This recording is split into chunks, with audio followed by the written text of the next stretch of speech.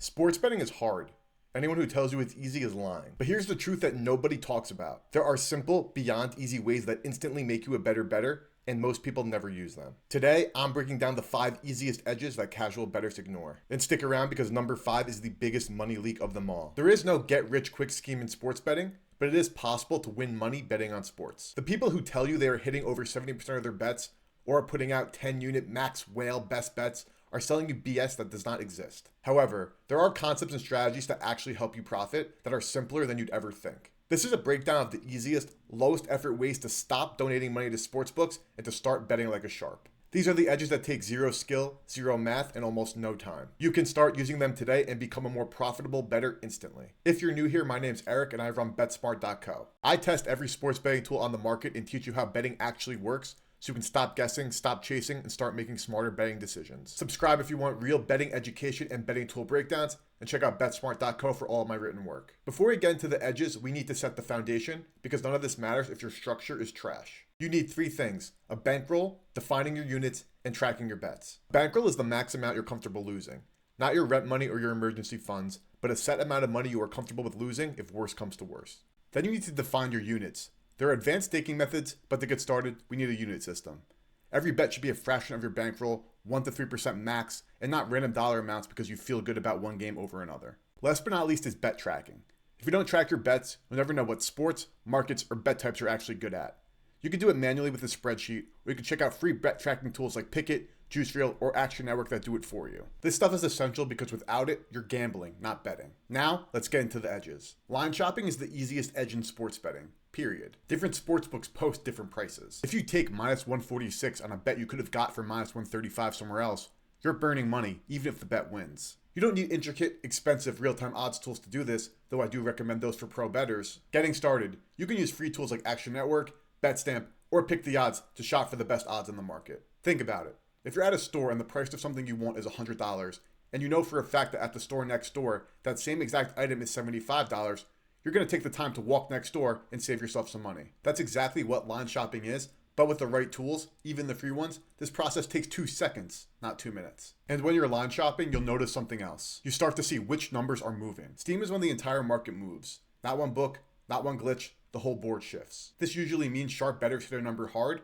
or new information on injuries or weather gets priced into the line. So here's the rule. If the number already moved, the value is gone. You missed it, don't chase it. If you line shop and see the entire market is now at 14 after being at 13.5 this morning and as low as 10 2 days before, don't take the 14 to be on the quote-unquote sharp side. Now I understand why you want to back the same team the pros did, but if the number is gone, the value is gone. Sharp, professional bettors who can bet over $100,000 a game are looking at the same numbers you are, and they're saying this number is not good enough to bet.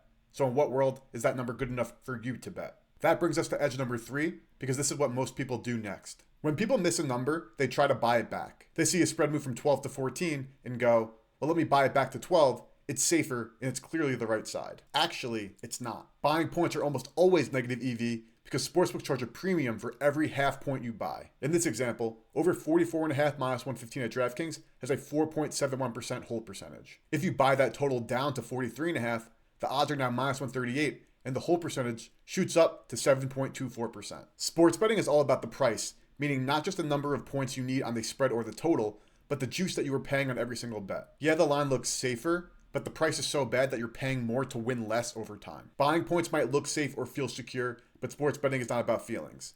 In the long run, it's one of the easiest ways to lose money. Which brings us to edge number 4, because there are situations where alternate lines make sense, but only at the right sports books. Not all sports books are created equally. Some books are sharp and they are market makers, while other sports books copy any line movement from these sharp books, so their lines are just as efficient because they are aligned with these sharp sports books. That being said, these books that aren't market makers, they also do copy lines, but they often do it a lot slower, and sometimes they put out their own lines in the first place, and those lines are a lot softer, meaning they're a lot more beatable. These books give you the biggest edge in all of sports betting. If 3 sharp market-making books have a line at over 200, in this case 209.5, 205.5, 206.5, and there's a book sitting at 199.5, guess which book is the soft one? Soft books are where you'll occasionally find alternate lines that are worth betting because their baseline is mispriced, so their alternate prices are also going to be mispriced. Now, it's time for the biggest, easiest edge that casual bettors mess up every single day. Parlays aren't always bad.